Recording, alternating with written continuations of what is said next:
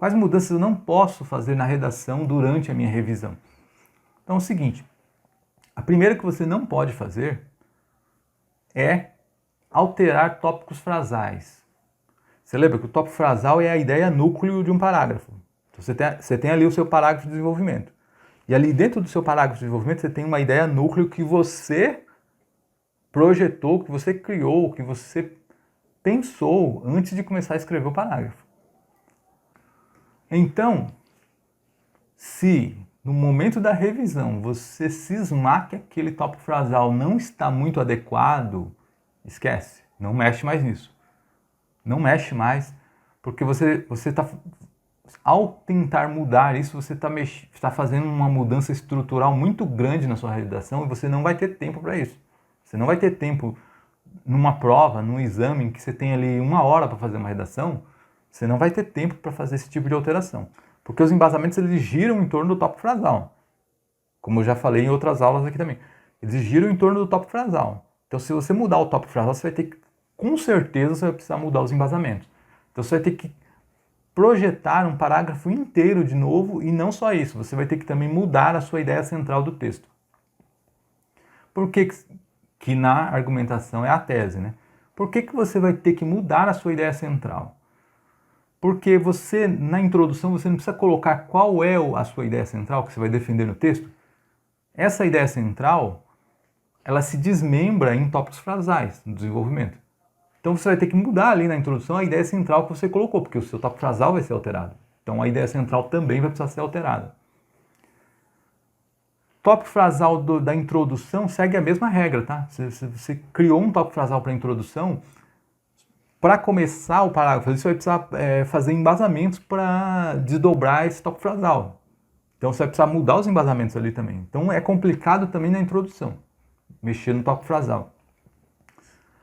O único tópico frasal que você pode mudar, mas eu não aconselho, porque você pode perder muito tempo também, é o tópico frasal da conclusão.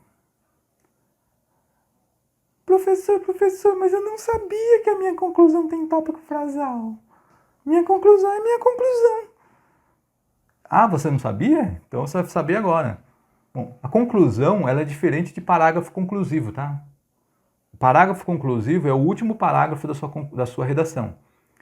A conclusão dentro do tópico frasal, a conclusão dentro do parágrafo conclusivo é o tópico frasal.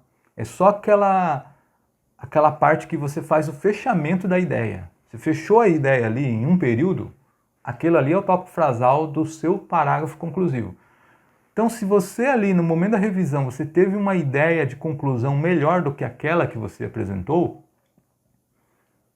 sim, ainda dá, porque você não criou embasamentos para desenvolver essa conclusão.